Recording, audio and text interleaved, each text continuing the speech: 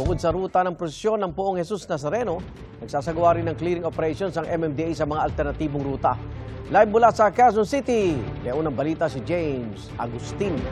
James!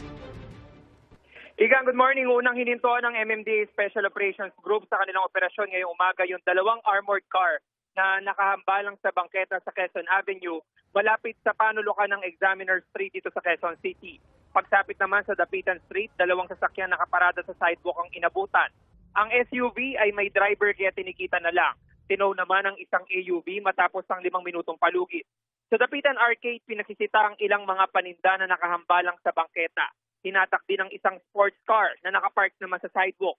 Inabutan din ngayon itong isang ambulansya na nakaparada malapit sa poste na may nakasaad pa man ding karatula na no parking tow away zone. Kabilang itong mga kalsada sa mabuhay lanes o yung mga alternatibong ruta kaya mahalaga na walang mga iligal na nakaparada mga sasakyan.